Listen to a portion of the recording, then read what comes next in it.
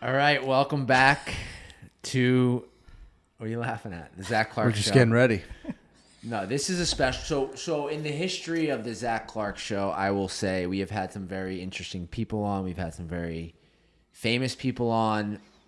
Our most listened to episode to this point is a father and son sharing their story of recovery, who are not famous and are not well known. Their story is just very powerful. And today we have the other side of that. We have a mother, Nancy Ashcroft, and her daughter, Molly, who will always be Ashcroft to me, even though she's now Bierman. Shout out Sam, married to my good friend, here to share their story of recovery and hope with us. How are you guys?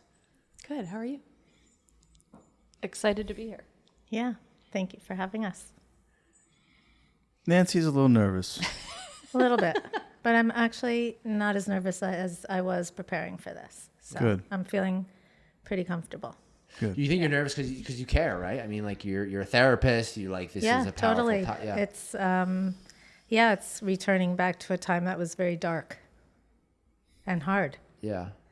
We made it through, thank God. Yeah, you're here. Yeah. So And Molly has helped so many people. Little background, I've worked in behavioral healthcare really since I started. How long are you sober? 16 years. Yeah, so you were already working in the field when I showed up as a little young buck. Yeah, but I feel like we were kind of aligned in Yeah. our journey. Yeah. No, I love the emotion, Nancy, and I appreciate the emotion. My mom would be feeling the same way. It can be confusing because it's going to bring up some things around how you probably felt when Molly was struggling, but also some gratitude to be sitting next to her and 100%. 100%. Miraculous, honestly. yeah. Yeah. So Molly, I'll start with you. Where'd you guys grow up? Where'd you raise the family? Guilford, Connecticut, Okay, New Haven County. got it. Oldest of 4 kids. You're the oldest. Yeah. Really paved the way. Okay. Trailblazer. Trailblazer. Yeah, grew up in Guilford. 2 loving parents. 4 kids. Really great life. I competed in dance most of my life in those years. A lot of friends, a lot of family, a lot of connections. Nancy, were you a dance mom? Were you? Oh, no. Absolutely not. No, it's never my forte. I was not even allowed backstage, if you ask my daughter. Because I didn't know what to do. I didn't know how to do the hair. I didn't know how to do the makeup. Still don't. Yeah, I just have to be in the audience. I was a good cheerleader. Yeah, and supporter. Yeah. Drove us to all the competitions Yeah. every weekend. I was there. I Yeah, just you couldn't were be there. backstage. Fully there. Yeah. and so growing up, you like it was a white picket fence kind of existence. Is that the deal, or is it? I don't know. Well, Yeah, I think so. I mean, it was white picket fence to the degree that could be seen from the outside. I think there were challenges as far as like, alcoholism. I mean, alcoholism runs on both sides of our family. Okay. And so there was definitely a predisposition there. And I was warned of the predisposition for By- sure. Pretty much all, right? yep. You, Constantly. Dad, grandparents, uncle. I remember my uncle early on, I'll never forget it, sitting in the front of our house. And I think I was sitting in the passenger side of his, super nice Jaguar, Mercedes, or whatever he was driving at the time. And he had been sober for a period of time. And I remember him telling me his story, I was probably about 13. Oh, so you knew about sobriety young? Oh, yeah. My dad's sober. My dad got sober when I was 4. Oh no shit. Okay, I didn't realize that. And so, he went to meetings when I was young, I think. And, there was definitely exposure. I mean, my grandmother is sober on that side. There's some people that have been in and out active, sober, Yeah. So there was a lot of communication about the risk. For sure. Can I ask, are you still married to Molly's dad? Is that? I am not. Okay. So, but you watched him get sober or? Well, for the second time. I never knew him as a drinker. We met, he was sober for 10 years before I met him. And then So you met him and he was 10 years sober and kind of, yes. and then kind of fell off the rails. Yeah, after I had Molly and her sister. And so you've been around this thing for a long time. I have, yeah. Do you hate alcoholism or do you appreciate it? I don't want to say I hate it. I understand it much better than I used to. You know, maybe it was very fear-based. You know, I always think that you either act out of fear or you act out of love. And I don't want to say I hate it, but I understand it. Right. And I respect it. It's powerful. The most powerful. I Yeah. mean, I think it's the most powerful. I put it up there against cancer and heart disease and diabetes and all those things because it's unpredictable and we never know when it's going to come back. And the way we treat it is a little bit kooky and bizarre and, you know, but. Agreed. Well, and I think it also is, it's the only disease that tells you don't have it, Right. right? So that's the challenge, is that you think you can think your way out of it. So with all the education and knowledge and, you know, I was the person who was really adverse to even using substances or smoking cigarettes or alcohol because I knew, you know. Were Because you your uncle- scared? I mean, how did you talk to Molly about it for the first time? Were you trying to scare her, or were you just trying to educate. Educate. Yeah, no, I don't think I was trying to scare her, although I was scared. No, I think it was more that we wanted to educate them that this is, you know, a potential risk and a high risk. And we had a family member who, you know. And my brother was really struggling at a time when Molly was young, and, you know, it affects everybody. And Ma, your dad's name, remind me? Rick. Rick. Yeah. Is sober now. Mm-hmm. Was he drinking when Molly was born? Is that? No, not No. until she was around 3. 3, yeah. So I've really only known him sober. you Right. know? Yeah. Well, Yeah. some would say. Yeah. Some would say. Some would say, yeah, sure. We, you know, our inner child remembers it all. Yeah. You know, and we are products of Yeah. a lot of the things we don't remember. Yeah. Right. I don't. The ruptures. Yeah. Yeah, yeah. From the time, so how long into your childhood were you guys married? I don't want to get too personal. I'm just trying to set up a timeline here. 2 years before Molly was born. You were married, and then when did the divorce? Like, when did the separation? 3 months after I got sober. Oh, no way. So it was later on in life. Yeah. I didn't realize that. Okay. 25 years. 24. Okay. 24 years. Yeah. Yeah. Oh, 3 months after I got sober and I was living in a halfway house, and I'll never forget the day. Yep. Remember? I totally remember. Yeah. I'm sitting here assuming that it was like, you know, 3 years after she's born, he starts drinking, and that's the end. And No. okay. 4 kids later. Yeah. Mm-hmm. Amazing. So you're the oldest. I'm the oldest. You're blazing the trail. Blazing the trail. When is your first? Drink? Yeah. Well, we would say my first drink. My first drink. You was remember the first drink? No, Well, but I I told her. remember the story of her first drink. So my grandmother, I think my first drink was at the top of the Omni Hotel in New Haven, Connecticut. It was a mimosa with my grandmother, and I was probably about 10. No. But my first actual drink of being intoxicated, I even think there was a probably drink earlier than that. It's at Jones Pool, right? When I was like 5, I think I took a sip of a beer. I don't know. But the first official drink that I would say, and the timeline's fuzzy, right? Because my sister remembers me having my first drink and drunken escapade with her. I don't actually remember that, right? So as you stay sober and you start to collect the details through other people's lenses, like, it looks a little bit different. But for what I remember, it was probably about 15 years old was my first like true drink. And up until that point, I really just felt like I was never going to drink or use drugs because I really idolized my mom's brother. And he really struggled. I mean, made the news, struggled. Very high, you know, great career, great wife, great life.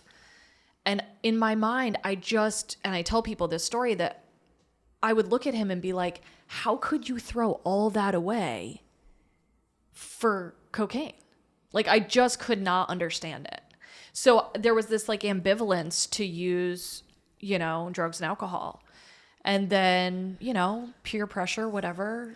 But were you, so like the mother, I think about my mom and sister, and their bond is unshakable. They've been through so much together. Were you guys growing up, were you tight? Was this relationship always, I mean, you guys, I see you today, and obviously it's a very strong bond, but.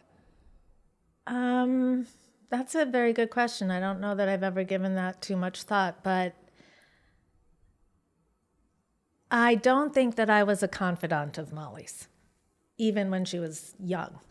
She was always like extremely curious, adventurous. I was encouraging and supportive, but I don't think that I was a confidant. So I would say no, probably not. And then when her use started to happen, then of course, you know, I was absolutely the number one enemy. Yeah. And was like that for a while. So that was really painful. Which I think is important. So, spoiler, a lot of my following and fans, quote unquote, are moms, based on just the show that I went on and that the population, the demographic that watches that show, and then the people that stuck around to follow me because of their connection to my message. And I think it's important for moms to hear that, because it can be very confusing to be the like public enemy number one within your family to your daughter. And I remind those moms that of course you are, right? Like, of course you're the easiest person to attack and abuse and manipulate because you're mom. And like you at the end of the day, you have to love your daughter. Yeah, it was pretty gnarly though. Yeah, I think on top of that, it was intuitively and instinctively, I knew there was a bigger problem than anyone else was willing to look at. Yeah, the motherly intuition. Mm-hmm. You're the second mom that's said that. Harry's mom, Yep. Congresswoman Madeline Dean, said the same thing. The house is on fire, and I'm the only one that knows it. Yep. I felt that way. I don't know if that was true, but that was my Of course take it was on true. it. Look where we're sitting today. Yeah. Of course you knew. Yeah. So 15, you start, you have a beverage, 10, you have a beverage with Grams. Yeah. And then 15, you are curious and you're in high school. You're what, a sophomore, freshman? I was probably about a sophomore in high school, going into junior year maybe. And I start drinking, and there was a lot of marijuana, a lot of smoking pot in my high school, a lot of, house parties, bonfires, that type of vibe, So a lot of smoking weed, drinking, and Did you romanticize it? as soon as I started drinking and had access, I started using marijuana every day. Mm-hmm. It was that fast. It was like I started drinking. I got some exposure to marijuana. You don't get high the first time. I still don't really totally understand why that is, but and so you have to try it again naturally. And I mean, I guess I do, or other people do. And I started smoking weed pretty much every day. I don't get the weed thing, man. I was never a daily weed smoker. I just never. But then it like perpetuated, right? So then I'm Yeah. at a house party and I'm dating a guy significantly older than me, and somebody breaks out cocaine. This is at what age? I was about 16. I mean, a little spoiler here is like I'm in my first rehab at 17. So this like happened fast, But this is 19... This is 2004. 2004. Yeah. How old are you? Am I allowed to ask you that? Sure. I'm 37. Oh, okay. I got a Yeah. couple years on you. Yeah. Okay, so this is Yeah, 2000. we'll keep it that way. And 2004. so I'm in 2004. I'm thinking about now, and you're a therapist, and like we are reading the news and we are seeing, and people like that party today with the cocaine on the table. Yeah. Could produce a fatal overdose because of the Totally. fentanyl. And that's I love that you just painted that picture, because I think parents are having a hard time understanding, like, what do you mean I have to, well, this is how it, like, we have gotten to Testing the point where the kits. progression Yeah. is, All that. Yeah. the progression now today is like vapey vape, go buy weird drugs online, show up at a party, and the cocaine gets put out, but it's got fentanyl in it, and that's why we're losing kids. But even if it didn't have fentanyl in it, right? Like, and I try to paint this picture to a lot of families that I work with, right? Is that you're so susceptible at that age, right? Yeah. And John Lieberman talked a lot about that a couple weeks ago on that episode. And I thought he was great, by the way. I love him. I thought he was really and good. We have a long time connection. But, so I'm at that house party, somebody breaks out cocaine, and I do one line, and then I'm like, oh, this is great. And I do 10, like the first time. Yeah. And then the shame and the remorse and waking up the next morning, my friend's scared because I'm totally, off the rails already. And me saying, I'm never going to do it again. And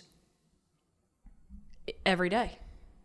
The chase every day. You're using cocaine every day by Every day. 16. Every day. I remember Wow. college, the first time I did coke, it's the same thing. I woke up in my college dorm and I said the first thought I had was, I'm never doing it again because my mom can't find out. I can't let my parents know that I've done this drug that I never said I would do. Well, I think there's that double life, right?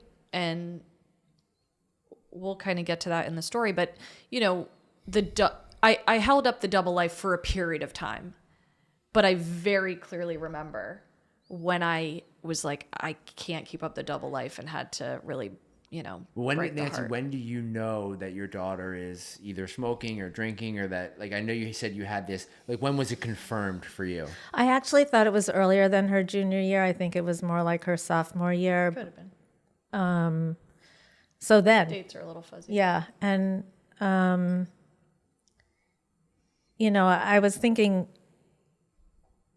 when doing this, accepting this offer to do this podcast, I was thinking, okay, what kind of advice can I give other people, other families, of their mothers? I think I can only give advice by what I did wrong. And that was, hovering and making sure that, I knew exactly where she was at all times. Not all times, but because we did have a lot of freedom also. I don't want to suggest that I was like over her all the time, but I made it a point to know where she was, who she was hanging with, and yet having rules in the house didn't seem to stop her, and my own boundaries didn't seem to stop her, and it seemed like she was, like Molly said, unlike my brother, she escalated very quickly, and so we tried to keep everything normal, dance practice and school and, friends and social life and swim practice and whatever it was that we were involved in. But I could just visibly see that she wasn't healthy at that time, and she was getting more and more unhealthy. And it worried me to the point where I reached out to people and not sure that they could see what I could see. And whether it was because they were oblivious or they wanted to ignore it or they were fearful and didn't want to look at it. So I think, I think I'm getting off topic, but I think on topic. What I recognized now, even before Molly got sober, but was kind of on her way, was that I had to let go. And that was really hard because she hated me to begin with. And then I was fearful, okay, I'm never going to have another relationship with my daughter again. But the other piece was that I had 3 other kids at home. My baby was 4.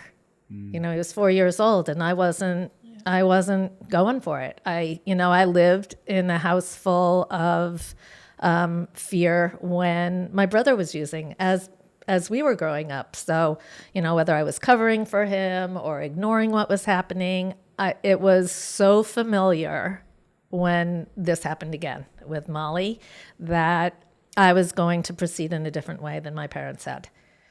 I'm sitting here, and thank you, wondering what it would look like for you to acknowledge that you really just were doing the best you can and you actually didn't really do anything wrong.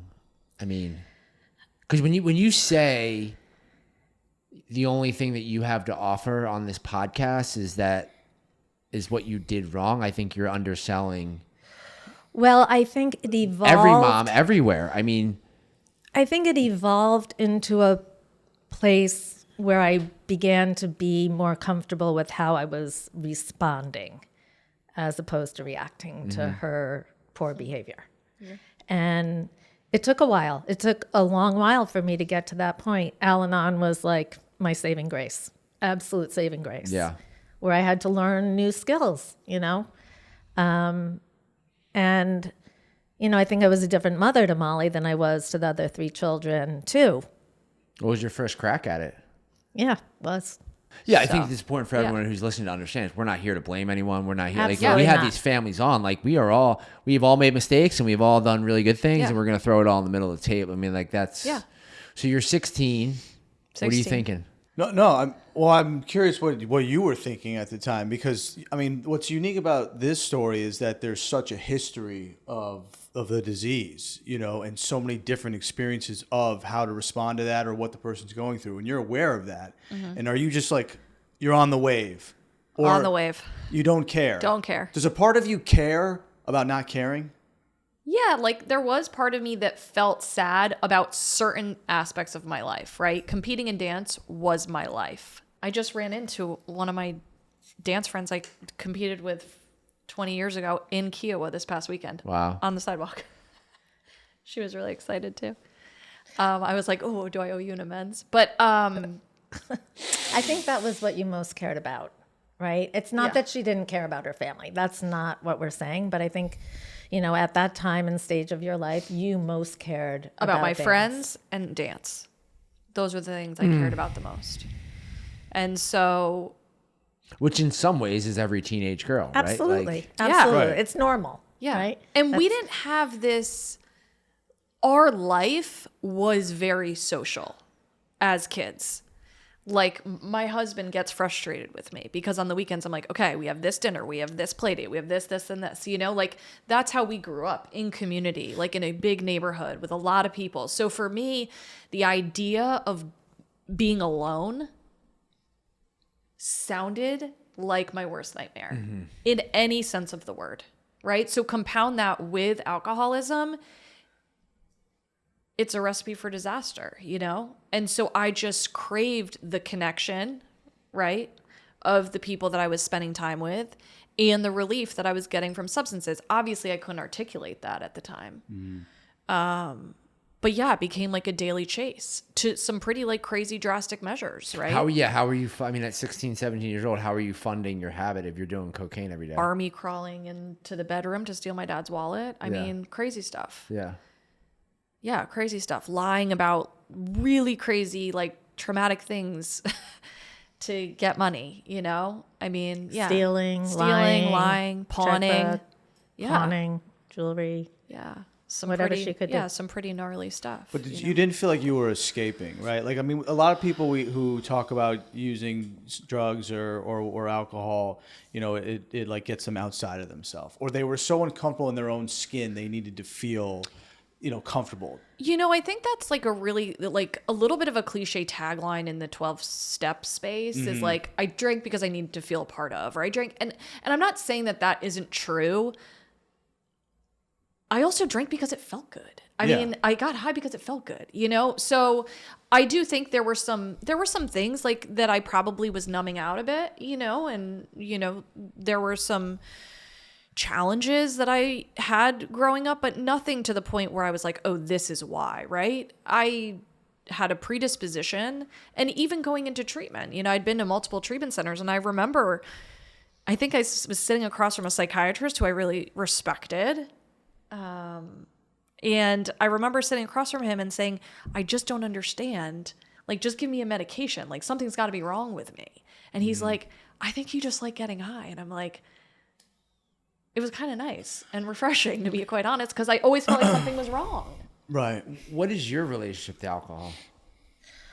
I think I have a pretty healthy relationship with alcohol. And you never, like, when are you a 2 glass of wine? Yeah, probably, you know. I sip Molly, it really slow. Have you seen your mom drunk? No. Never? I mean, maybe a little like in my old, like now in life, like maybe a little bit. No, I don't think I've ever seen you drunk. And even when I was growing up, I remember striving. This was the thought, right? Striving to say, I'm going to be like my mom sitting at the dinner table drinking a glass of wine. Of I'm course. not going to be like my dad going to a church basement. I mean, And I fought tooth and nail to avoid where I ended up. But that's the insanity of like the alcoholic mind, is that we romanticize and we glamorize the ability to have 3 drinks as if that is going to do anything to get me to where I actually want to go. Sure. I don't comprehend why someone goes out and has 2 drinks. It does not actually make sense to me. Yeah. That sounds terrible. Me too. Yet, like, Yeah. you can have 2 glasses of wine. What, like, you're relaxed? Is that like? What, Yeah, I'm I want you relaxed. to actually answer this question for I mean, 3 my alcoholics. family does not like it when I order a second glass of wine at the table because it takes me forever to drink it. Yeah. They're done with dessert and I'm still have a half a glass of wine. And Well, they're they should like, respect you and "Let's hang go." out with you while you have your second glass of wine. Well, There they was also have a little learned to bit do of a that. shame tactic too, I think, from her father. My grandfather has since passed away, but he lived to 100. Wow. Long life. Just passed away last year. And he was very, Moderation. Complete rigid. moderation. Like if he saw her drink more than 2 glasses of wine, it would have been Yeah. He'd probably cover my glass. Yeah. As an adult. I'm also thinking with you guys today, like Molly, and we see this a lot in our work, and then I want to get into the wheels coming off, but people always ask, is it hereditary? Can you manufacture alcoholism? Is it, and I've recently done some work on myself around child of origin and how things kind of get passed along. And this right here, this story that I'm hearing, I'm saying this is hereditary. Like when they say, is alcoholism hereditary? I don't know if it's like a gene in the sense of it's baked into our bodies, but it can definitely be passed on like other Agreed, behaviors. regardless of the environment. Nature I mean, versus we nurture. didn't keep alcohol in the house when Molly was growing I up. think it has to do a little bit with attachments though too, like attachment style. What do you mean? Well, and As a parent now, like the awareness you have to your child and anticipating the needs of that child, and I think there's a lot more conversation around the emotional needs of children now than there was, say, when we were growing up. It was kind of like, come home when the sun goes down type situation, and I'm not saying that we're doing everything right, because I think there's a lot to be said about, a lot of anxiety and mental health and issues, going on around adolescence. But I do think there's a little bit of how to improve the emotional awareness But do you with think, your kids. Do you think the idea of shielding them, that if you delay, this is what Mr. Lieberman talked about as well, that is possible or can really affect an outcome? I really don't know. I mean, there's studies that say like if we delay, the longer we delay the first use, right, the better chance we have of them not. Yeah, that's what becoming- John said on that. Yeah, sure, Yeah, sure. yeah. But I also hear you, and you didn't have a shot. Like there was no shielding Molly. She was gonna go do what she was gonna no. do, which is why I look at you and I feel this emotion coming from you that Yeah. you actually almost still feel Oh, I do. I can. guilty, and you didn't do anything. I mean, like that's what the mothers need to hear and see. Thank you. I don't really feel guilty. I think I'm more grateful and appreciative of, our fortunate situation. There was a time I thought I'd never see Molly again. So at that point, I don't think I felt guilty. I felt like at a loss. I couldn't When was that protect time? her. When was that time? She was not even 17.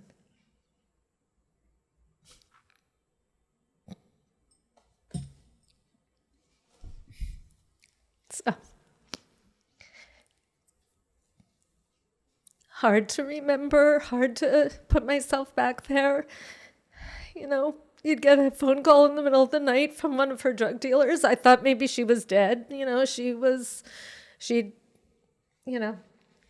skip out at night, didn't know where she was in, put herself in really dangerous situations. My mother's husband was an police officer. I had him, trailing her. It was a nightmare, absolute nightmare. And then I realized, she was on the run, and I needed to, kind of separate myself from her with love and light. And that's kind of what I did. I distanced. I loved her. I wasn't allowing her back. I had to kick her out of the house. I didn't allow her back in the house. I mean, it was years of horrific turmoil. Molly, what are you feeling right now? Because I know for us, like, we're pretty well evolved and we feel like we've cleaned, but like my mom talks about my use and I still feel like the scum of the earth. Well, now I have kids, so I'm like distraught thinking that, I could do that to my mom, and my dad and my siblings. My youngest brother, who you guys just met, I mean, he was only 4. He was 4 or 5 when I went to my first treatment center, So all he knew was my dysfunction. And my other 2 siblings really, really struggled with it. Bad. So, yeah, the unmanageability, at all costs. I really drank and used at all costs. Nothing stood in my way, ever. Is the count? How many treatment centers? Oh, God, I lost count. 12. So when you went to the first rehab and you came out, you're 17. I drank You before I drank even right got away. home. You drank, yeah. Was Nothing there for had 4 changed. months. Nothing had changed. You go away for 4 months. You're 17 years old. How did you end up in treatment the first time? Intervention, You hired someone? formal intervention. It Well, was- no, we kind of did it our No. own, but we had Molly's therapist involved and Yeah, you did the thing. You read the letters. You sat her down. Yeah. had her dance teacher there. That's Her- why I went. Oh, wow. Had because I nothing to knew. do with me No. or her dad or her grandmother. But that's why when we do intervention, I mean, families will call me all the time and say, you don't know my kid. You don't know my daughter. They're going to run. And I say, well, let's get someone in the room that they I did walk respect. out. She Oh, I tried walked to out. run. Yeah. Literally had to strap her, in the back seat of the car. Told her we were going Going right outside go of for New York. 2 weeks. Yeah. Where'd you And- go? Karen. Oh, you did? Yeah. 4 months. It was her senior year, second semester. Wow. I high school. I graduated with my I graduated with my class on a home pass from treatment. I finished high school in rehab. How did you get to Karen? For moms, for parents out there, how did you come to, okay, I don't even remember how I got to Karen, quite honestly. I had a friend who had been there, Yeah. and Renee, I think. maybe. Yeah, because Yeah. she sent a bunch of kids. Yeah. Would you have graduated if you didn't go to It was her Karen? best semester ever. It was in treatment, sober. Would you? Because I struggle with this, and I don't know, Molly, where you stand on it. When the mom calls and they have an adolescent, once you pull that kid out of school, you can't really undo that, right? And so for me, you kind of got to make sure it's at the point where it requires that, which it sounds like it did. It was a lot of legwork. I mean, I had a tremendous relationship with the dean, Molly's guidance counselor. I mean, they went above and beyond Yeah, to make sure that she could graduate when she did. yeah, So you're 17 and you get sober when? 21, 20? yeah. 21. So what is that 4 years? Because I can't imagine that we have time for all of it, but let's hear the... Yeah, just really feeling like I needed to figure it out, right? That I could figure out how to drink and use safely. That was a big one because I was young. There was not a lot of young people getting sober. I mean, at the time, my first exposure to treatment at 17, I'm with about 60 kids that are 17, right? So it was kind of booming back in the day, right, at Karen. It was a lot of adolescents. But when I got home, there was no one, right? So I really kind of made it my mission to try to figure it out independently. And maybe it was just a substance. And if I just didn't do coke, or if I didn't, if I moderated, all the craziness. And it just continued to spiral. And I would go into treatment. I would, get out. I would, link up with a running buddy, somebody who I was dating at the time, inconsistencies with people that I was, hanging out with, just people that were just as much of a challenge in life as I was, right? And I think when I stopped playing the double life to my family and really just kind of said, I'm not ready yet, that's really when the turning point happened for me, that I was able to hit bottom a little bit more quickly, right? That there was always this kind of juggling act. Like I missed a family event and I'll call and try to make up for it, and I'll try to figure it out or how to show up. I mean, somebody's communion or confirmation or a kid's, one of my siblings' birthday parties or whatever it was, right? I was always trying to juggle and try to figure it out. And when I finally said, like, this is my lifestyle and I'm drinking and using the way that I see fit and don't have really any, I had shame about it, but was very vocal about it to my family. I think that finally catapulted me into, once I spoke that into existence, I really don't want this to be my life, right? And I went in and out of enough treatment centers and I had a lot of education. Look, I was the person who went to rehab and, the therapist would be like, she can run the group, right? Because I had the zest in me to want to help, be available, connect, be around people. And then I would just go back into this darkness of isolation and lack of awareness of really anything but, relief with drugs and alcohol. And so, did you have any sober time in that 4 years? Or was like it 30 days here and there? A lot of 12-step communities would kind of rally around me. I mean, they dragged me. They brought me to young people's, retreats, all the things. Lying about your day count, lying about being sober, all that kind of stuff. Yeah. Taking money out of the basket. Yeah. Oh yeah. I had a friend who saw me at a gas station and begged me and said, I'll help you in any way that I can. And I was just like, I'm not ready. And, through a series of events, been sober since December 15th of 2008. And that day I decided to call my dad because my mom's fiercely an Al-Anon, right? So over this, thank you. Over this 3.5, 4 year period, the phone rings and your heart, like anytime the phone rings, is your heart? Oh yeah, absolutely. I mean, she was living like in squalor. It was Where were you living? Not good. Not at home. Oh no. You'd been kicked out. Yeah. But that's like, so my question there is like, that's real trauma that I think moms need to like understand. Mm-hmm. That's 3.5 years of your life where that phone rings and there's something happening to your system, to your nervous system, that I think a lot of mothers try to just blow off. Even here, sitting here with Molly, being sober and healthy and 2 children and a beautiful family. For you, I'm just curious what that 3.5 years looked like, and have you, given yourself the opportunity to really heal? Because I think that's part of the thing that parents miss.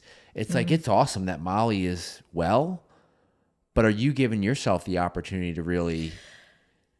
I would say yes. Fortunately, I think I took full advantage of Al-Anon, but also I had a yoga practice that, I was kind of on this spiritual quest also. And I think that kind of grounded me. I also needed to be a mom for 3 other kids who had their own stuff going on, right? And there's 12 years difference between my oldest and youngest. So, and I was it. I was, the caregiver 100% of the time. So I think, yes, I did commit to my own self-care. I knew that I had to, otherwise I would fall apart. I really would. And by the time Molly was no longer living in the house, and it was very lonely not having her there, it seemed like there was always this void, always this space that no one else could fill. Every time the phone rang, my heart would stop.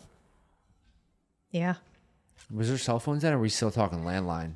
I didn't have a cell phone. She didn't have a cell phone. Yeah, so no, it was the landline. There were cell phones There were available. cell I phones, just yeah. would I would get like I'm just burner painting a phones. picture in my Yeah, head you of you were sitting on the chucking couch them and the and- phone ringing it. Yeah. Well, mostly it was like in the middle of the night. That's when the phone would ring, looking for Molly. Or And so you tried everything over this 3.5 years, and eventually I'm assuming that you gave up, right? And you're like, mine, that this story was gonna end however it was gonna end. And yeah, I don't think I want to say that I gave up. I was always hopeful that it would end in a, when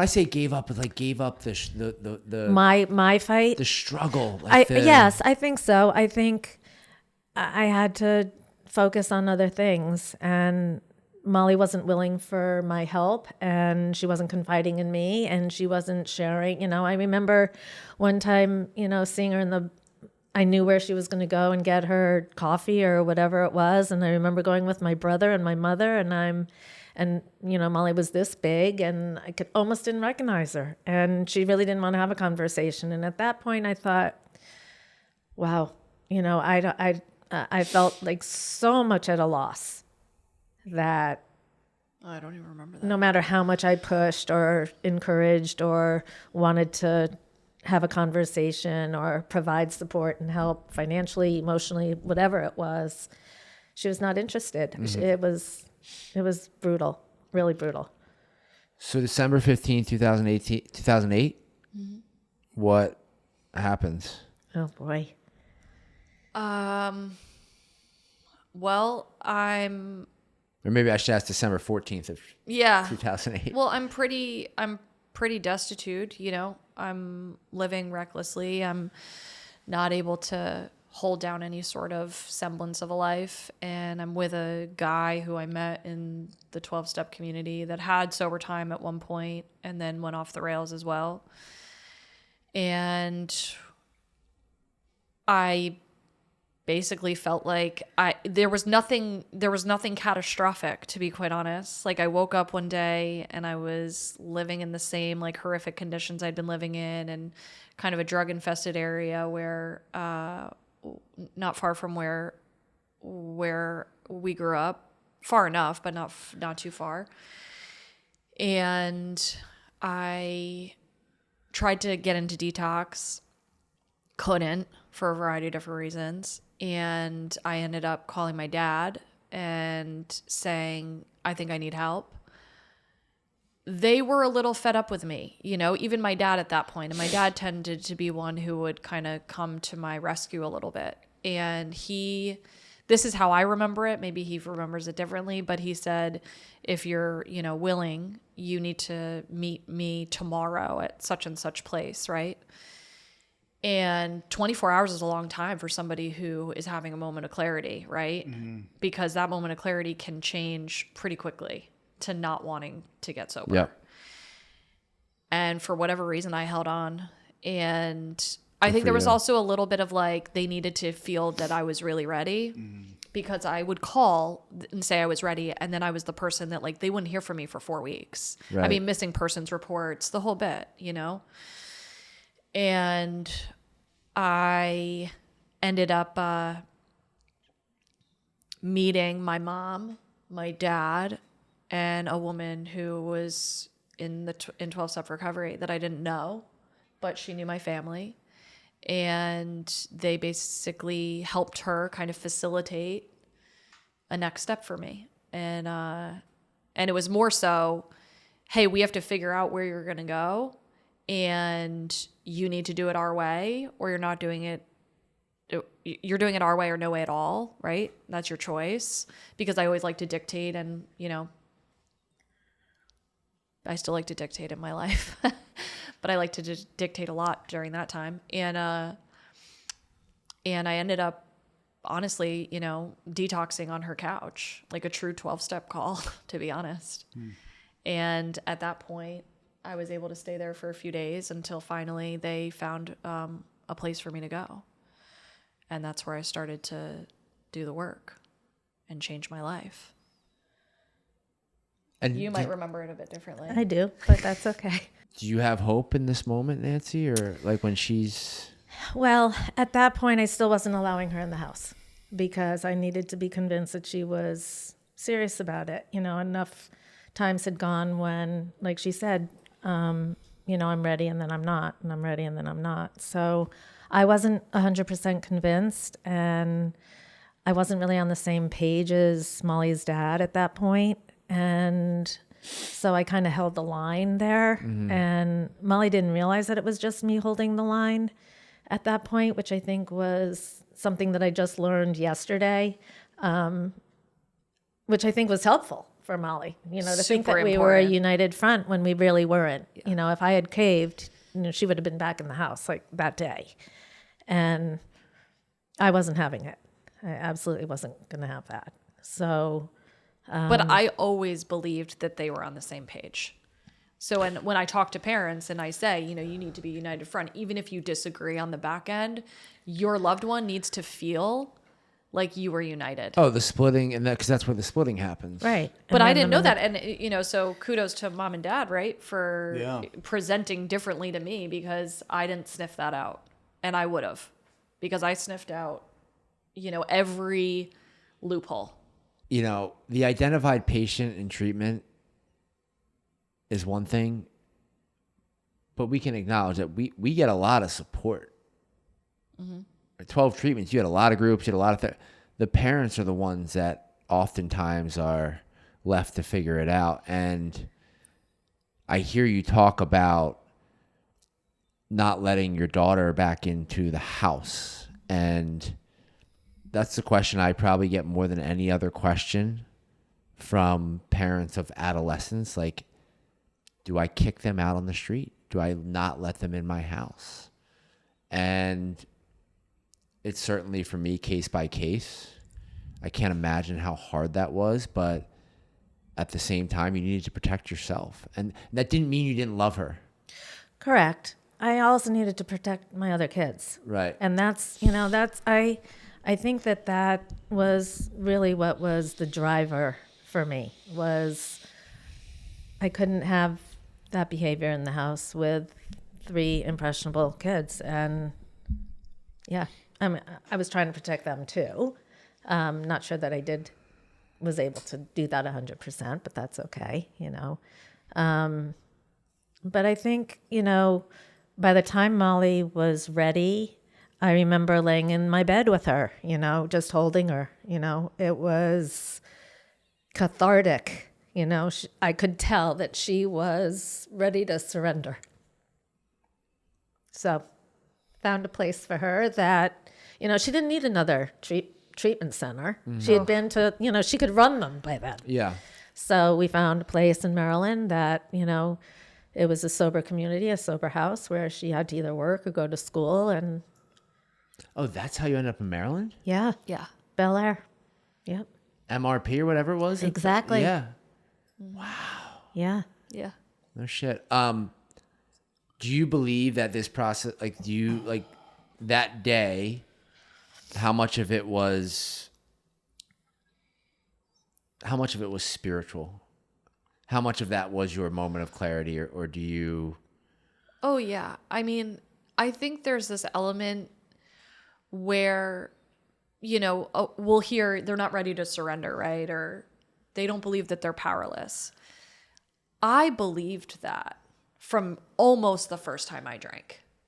I believed that I was powerless over alcohol and other substances. And yet I don't think I cared, right? That's really my story. I didn't feel like the consequence. Usually what I tell folks is, like, when you're looking to get and stay sober, the consequences have to outweigh the relief.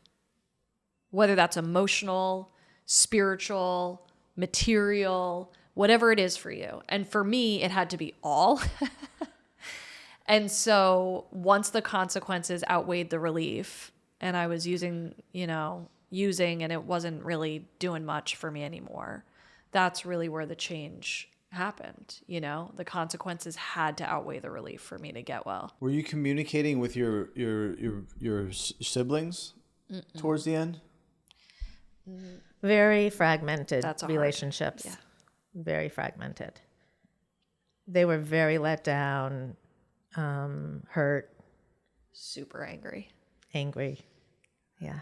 Yeah. I remember I would leave voicemails because that's all I knew how to do, right? Like, just like leave a voicemail and be like, hey, I'm calling to let you know, like, just to see how they were, right? Just, hey, how are you, right? Always leading with like, how are they, right? Not talking about me, because it really wasn't about me anymore, right? It had been about me for most of their life, So it was a lot of unanswered calls for a long time. And my mom and I were talking about this story, and I saw Nathan last night. One of my brothers lives not far from me with his wife and their child, which is a miracle in and of itself that we have a relationship. And I remember making amends to him when I was maybe under a year sober, right? And he listened. He didn't really respond, but he listened. And years later, we're at dinner. I'm probably about 6 years sober at the time. And somehow the amends process came up, and we started talking about it because I had lost a friend to an overdose.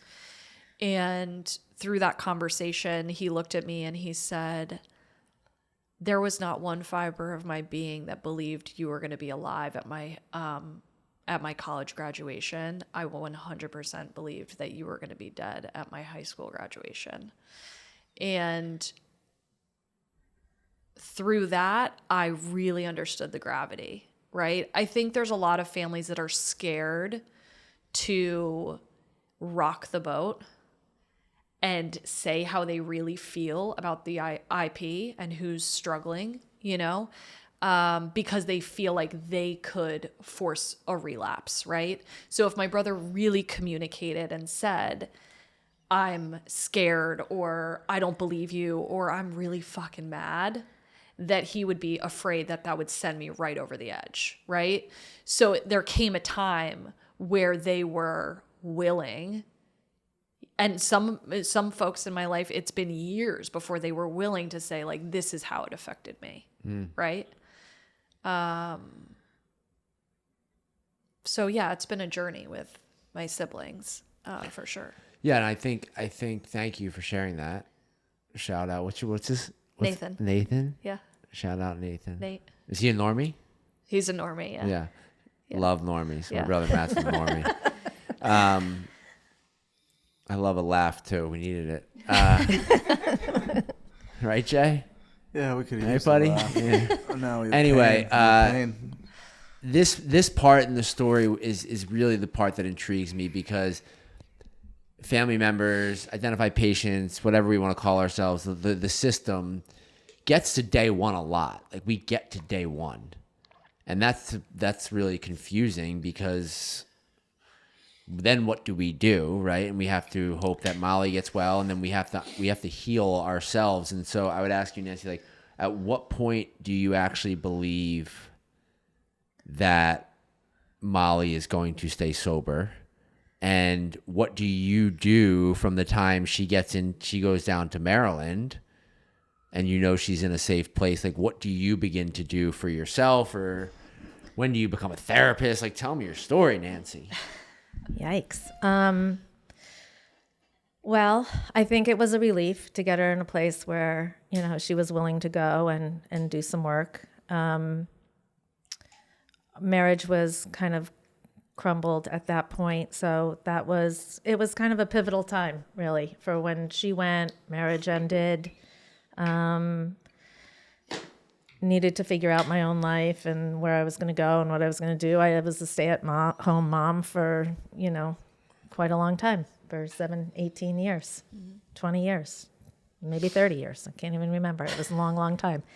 And best job that I ever had, and I'll never regret a day of it. But at that point, I needed to kind of financially support myself and do something. Side note, I feel like I get resumes sometimes, and I'll ask about a gap, and the person will say, like, I was being a mom. I was like, you got to put that shit on your resume. Yeah. Like, that is a job, and it deserves to be on the CV, if you ask me, being a mother. In fact, it's harder than most. I mean, yeah. Kudos to you for Thank acknowledging you. that. Yeah. Thank you. The hardest job.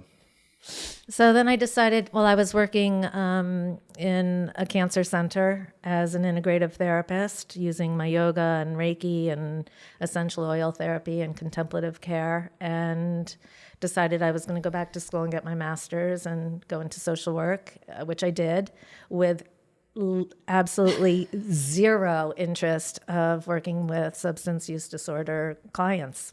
No interest, zero. I think it was just way too painful for me at that point.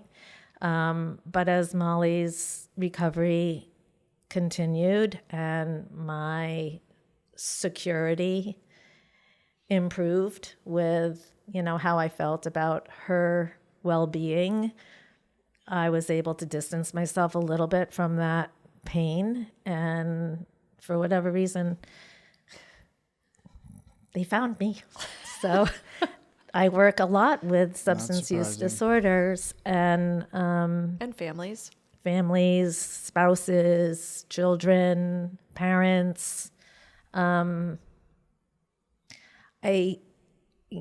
If you couldn't tell by now, because I do cry all the time, I cry with all my patients. I cry with my clients. I'm empathetic. I feel I can put myself in someone else's shoes. I can put myself in Molly's shoes. I can put myself in, the parents' shoes or the sister's shoes or the brother's shoes. And it's painful. I can understand. I can feel it. I feel like I can offer a safe space to kind of work through it. I don't really talk about my experience at all with my clients. This would be a shocker for them to see me on this. But I think it's my life experience that has been not the path that I had ever anticipated at all.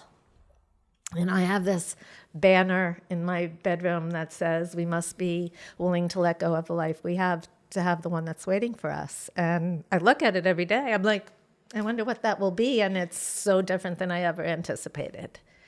But I think because of Molly's recovery and her ability to improve on her own well-being and do the work that she's doing, like the work that you're doing, is healing. It keeps her healthy.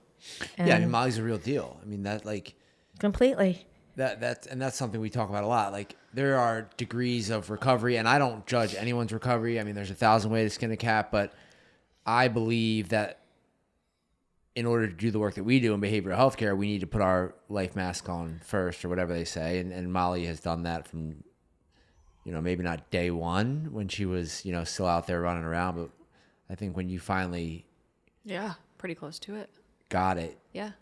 Raised the bar. I remember sitting across from when I got to Maryland, and I remember sitting across from a therapist who was going to be, working with me once a week or whatever it was. And he looked at me and he said, you're going to need to raise the bar of who you spend your time with. Yeah. And you're going to need to start reaching for the people that have years of recovery, because you have no idea how to get there. There's a lot of people who want to be sober. There's a lot of people who need to be sober.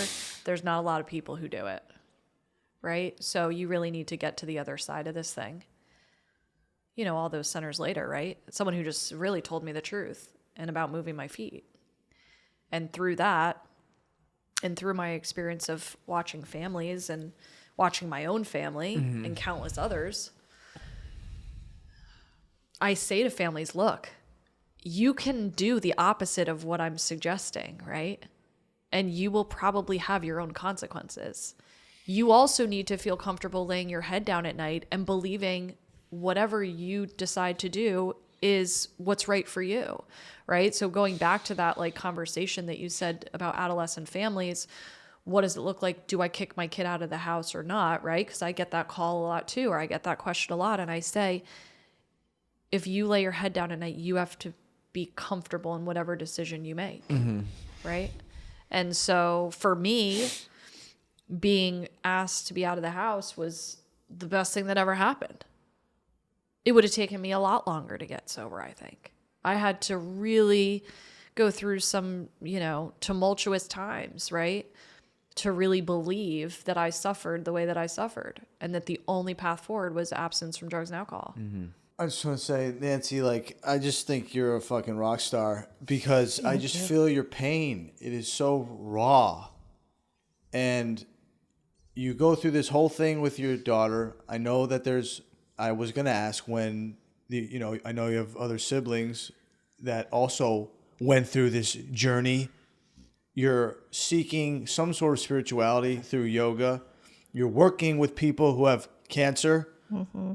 And then, I'm going to leave the central relationship of my life, my partner, at the height of my daughter's trauma. Like, I just think that's amazing. And I just think there's so much strength and courage that you probably didn't even know you had, obviously, and still have, to be able to do that. Because people will not, they will just give up. They will give up. They will stay in the unhappy marriage, or they will not do everything they can to take care of themselves, to help their family and help themselves. And I don't know why you were that way, but I just think it's amazing. Thank you. Appreciate that. Are you happy today? I am. Yeah, I'm happy. I'm happy that my kids are healthy. And yeah, I'm happy. Life is good. Is there anything you've wanted to say to Molly that you like what would you say to Molly? Like, what would you say to Molly about her recovery? That I haven't already said? Yeah. She gives me a lot of cards. Yeah. Well, I just continue to tell her how proud I am of her. Molly has always been the one who, she puts her mind to something and she does it, whether it's a good choice, positive choice, or not such a great choice. But like she said, she knew right away that there was an issue and really wasn't willing to make the healthier choice until she was. And so for that, I think that took a huge amount of strength, changed her life completely. We talk about changing our life midstream. Molly did that as a young person. She was 21 years old. I mean, that's young. And I'm forever grateful of her tenacity, quite honestly. And so proud of the work that she does now to this day. I think it, again, like perhaps my yoga or my spiritual base is a little bit different than Molly's, but what happens with Molly is she helps someone or a family or a loved one, and it makes a huge difference not only to them, but to kind of seal the deal for her. That this is important, this is necessary, and this is keeping me sober and stronger. And I love that. I love that for her. Molly, thank you. As a mom now, watching your mom today, is there anything you want to say to mom or coming up for you? I don't know how you did it. I look at, my kids, Bodie and Madden. My daughter is 9 months and my son is 3. Wow. And yeah, I mean, the power of your own recovery process, the power of, we recover, not just I, right? That goes for the families too. I mean, without my mom's experience and boundaries, I don't know if I'd be here, and being the trailblazer and in a really uncomfortable time, right? Because back then it wasn't really talked about. It was pretty stigmatized. And, she was never ashamed of me, So I think that's important. Important for parents because I think people are in fear of talking about it and, forever grateful that she never backed down. Yeah. It's beautiful. What a beautiful story of recovery. And how many recoveries have come as a result of this one. I want to spend the last 5 minutes talking a little bit selfishly about Molly and the work you do so people can find you and hear about you. And that is a part of the reason that I want you here because you're so good at what you do. But before I do that, do you have any? No. You're good? You're breathing. speechless. You're breathing? That's the first time Jay's ever been speechless here. We got Sarah crying in the wings. So what Molly has been humble about to this point is that she is a leader in the behavioral healthcare space. She's helped build really 3 separate programs. I mean, you started at Westport House, you went to Mark and then Innovo, and now you're really doing some impressive consulting. Can you, not so humbly tell the people what you do, like explain the service that you offer, what you're currently doing, and how people find you and all that good stuff? Yeah. So I am with Yes Family Consulting. We're a concierge behavioral health practice that helps families create scaffolding around the system to create change in the behavioral health space. So could be addiction focused, could be other mental health challenges, and how families become more proactive than reactive with their crisis, their challenge, their communication style. And we really build that for them and help catapult them into a new path, right? I feel like I think there's not a lot out there to help the families. I mean, I think families are typically in a proactive space, and so I'm sorry, in a reactive space. And so when they're going and supporting their loved one in treatment, it's really as it pertains to the actual client. And really what we do is create the scaffolding around the system to motivate them and help them change their own patterns and behaviors to not get stuck in an unhealthy system. And so you can find us through yesconsulting.com. You can find me on LinkedIn. I'm happy to be a support, help, all the things. Molly, her last name is Bierman now because she has been married. She continues to be humble here. So prior to this experience, I mean, you built a detox, you ran a residential program. Well, if you want to know about all that, well, I'm sure. just saying, like, where your experience is probably rooted in some of the experience you have with your mother, which was shared today, and then also, my own journey. You know your shit. You're a pro, and. Well, listen. I think the thing I'll say about Molly, I will talk about Molly. Molly is the person you call when you need a quarterback for the family to guide them from point A to point B.